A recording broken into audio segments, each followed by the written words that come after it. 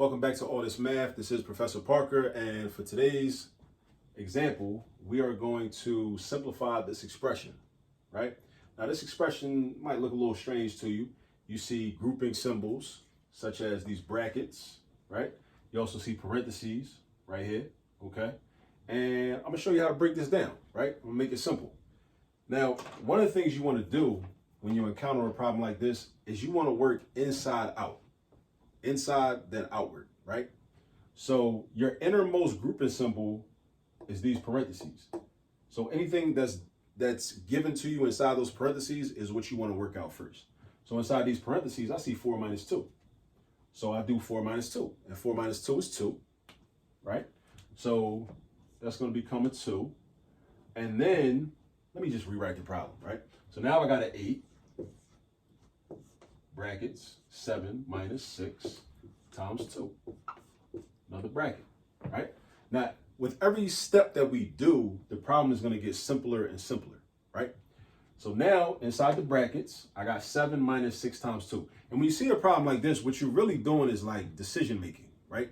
You're constantly asking yourself, what should I do next? What should I do next? I got these options. Which option should I do next? It's like, what order? That's why we call it the order of operations.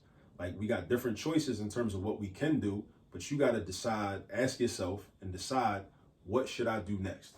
So inside the brackets, I know I'm gonna work inside the brackets because I'm following the order of operations, and we treat brackets the same way we treat parentheses, right?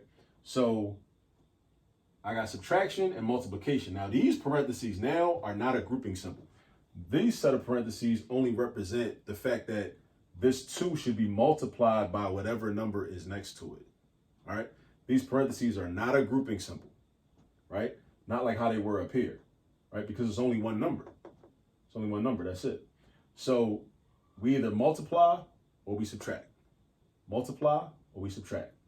I know from order of operations, I'm gonna multiply because multiplication takes precedence over subtraction. So now I'm gonna have 8 with the bracket, then 7 minus 12, because I know 6 times 2 is 12. Now, inside the bracket, I only have one choice, subtraction. So now I'm gonna do 7 minus 12. 7 minus 12, you gotta know how to add and subtract positives and negatives. If you were at 7 on the number line and you subtract, you move to the left. If you go 12 spaces to the left, you'll end up at -5. -5, all right? So now we got 8, and then times -5. Don't forget your negative sign. So 8 times -5, only one thing left to do. This represents multiplication. There's no sign in between the 8 and the bracket. So we're doing 8 times -5. Don't ever forget that when you multiply a positive by a negative, your product will be negative.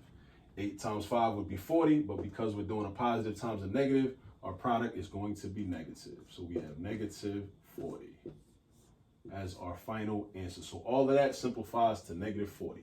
So basically, you just have to stay disciplined and just go step by step. Take your time and yeah, just do the problem step by step. Take your time. Try to avoid careless errors. That's all you really got to do.